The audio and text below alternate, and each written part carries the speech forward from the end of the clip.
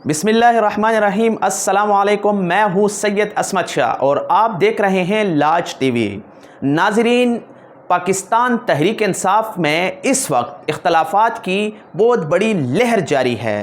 रात को अचानक शेर अफजल मरवत की रुकनीत ख़त्म हो गई और पीटीआई की जानिब से एक नोटिफिकेशन जारी हुआ जिसमें फिरदौस शमीम नकवी के सिग्नेचर हैं। वो इस वक्त additional secretary general Pakistan Tehreek Insaf हैं।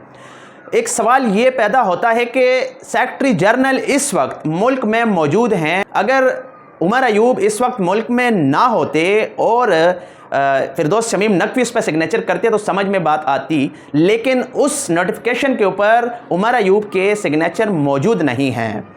अब आते हैं ख़बर की तरफ।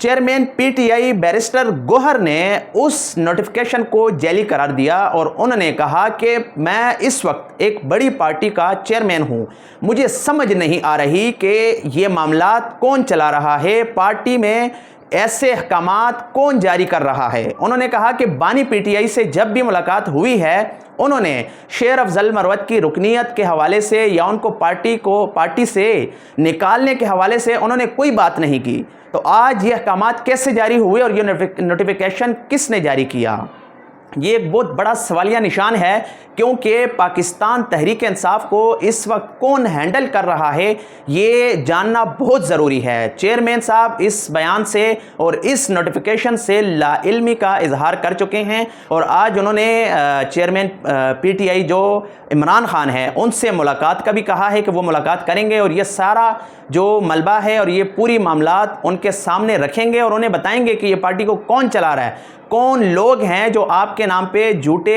हिदायत लेके लोगों को और पार्टी के जो वफादार रुकन हैं और जो आपके वफादार हैं उनको पार्टी से यकतरफा या उनको साइड लाइन करने की कोशिश की जा रही है। ये क्यों हो रहा है? दूसरी जानिब जब जैसे नोटिफिकेशन जारी हुआ, शेर अफजल मरवत ने साबित किया उन्होंने कि मैं एक सियासी शख्स हूँ।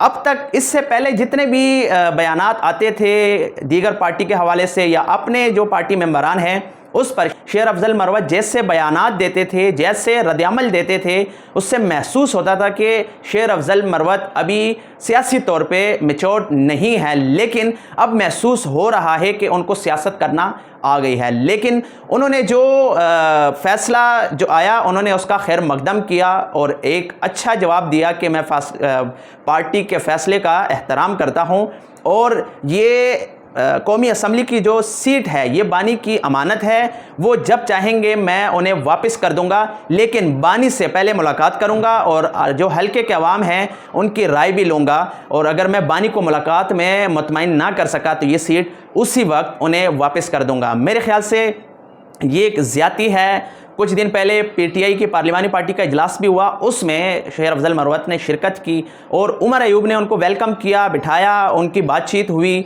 मतलब जैसे वो इख्तलाफात का बाहर लोगों को नज़र आ रहा है बेसिक, वैसे वो अंदर नहीं है, लेकिन लोग उसको बढ़ा चढ़ाकर पेश कर रहे हैं और शेर अफजल मरवत के साथ पार्टी के अंदर ऐसा सलूक किया जा रहा है और लग रहा है कि एक लाबी उनके खिलाफ काम कर रही है और ये लाबी कहाँ से डील हो रही है, उनको अहकामात कौन दे रहे हैं, ये जानना बहुत ज़रूरी है। फवाद चौधरी ने भी बयान दिया, आपने देखा होगा कि पीटीआई इस वक्त कुछ भी नहीं कर रही और ये पीटीआई की उमर अयूब की बहुत बड़ी नाकामी है कि हुकूमत अभी तक चल रही है। अगर अपोजिशन लीडर मुतहर्रिक होते और इनको सियासत करनी आती और ये तरीक़ाकार से चलते तो हुकूमत अब तक जा चुकी होती। आज तक के लिए नाजरीन इतना ही। अगली वीडियो के साथ फिर हाजिर होंगे, तब तक के लिए अपना और अपने इस चैनल का ख्याल रखिए। अल्लाह हाफिज़।